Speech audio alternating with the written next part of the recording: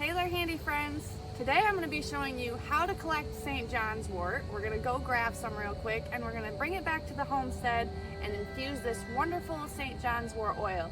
Let me show you how it's done.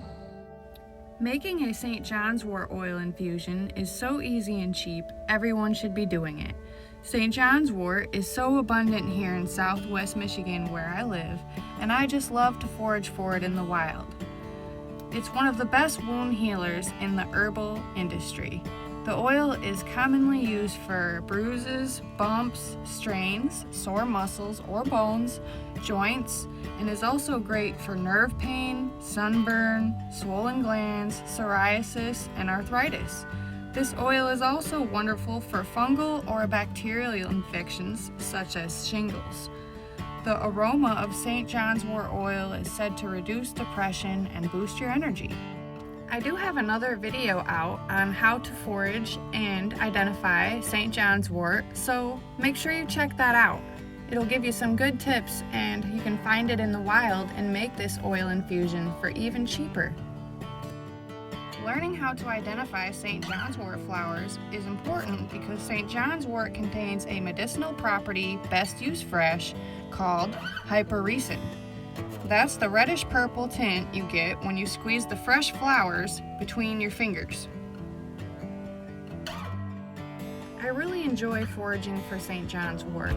Not only is it a vibrant yellow, beautiful color, it has these little spikes inside of it, little dots on the end that just are very unique, and so it's easy to spot from very far away, and that also makes it very easy to forage for my area. It's actually one of the unique yellow flowers that's low to the ground in clusters like that, so when I see it, I know exactly what I'm going to find. I'm going to be filling my jar 3/4 of the way full with the St. Johns Wort. All aerial parts of St. Johns Wort are usable for this oil. However, I am going to get about a 30% ratio of open flowers and a 70% ratio of closed flowers and buds, as the closed flowers and buds hold the most of the medicinal properties. So that's what I'm mainly using here. Freshly harvested herbs are best infused with this cold infusion technique. Be sure to comment below if you have infused St. Johns Wort oil before and how. Any oil can be used for infusions, however olive oil is my favorite for the price and medicinal reasons. This process is referred to as the cold infusion method because it is done without heat. The oil will sit in a cool, dark place for 4 to 8 weeks, and I will shake it twice a week. I picked up some of these wide-mouth plastic ball jar lids at Walmart for next to nothing, and these work really great for infusions. Oil will rust and can corrode the ball jar lid. Here I'm showing you how to use wax paper. If you only have that metal ring, you can still do the infusion without the plastic lid by separating the ring and the jar with wax paper.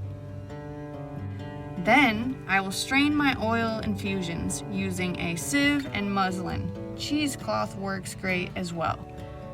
Use this oil infusion within 6 months. If you are going to use it for body products, right away is the best to extend the shelf life. Now that we have our herbs separated from our oil, we are ready to store our oil in this jar, and I will be storing it in a cool, dark place for up to 6 months.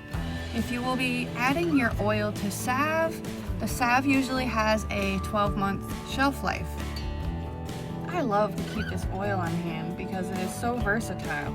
I can use it to massage a sore back, achy body parts, mix it with some beeswax to make some salve, or I can mix it with some other ingredients such as cocoa butter to make a cream or a moisturizer. This oil is for external uses only. I appreciate you spending some time with me today. Be sure to subscribe to my channel for other similar content. Check out my numerous other videos on St. Johns Wort too. If you have enjoyed this video, be sure to give me that thumbs up, subscribe, and share. Until next time.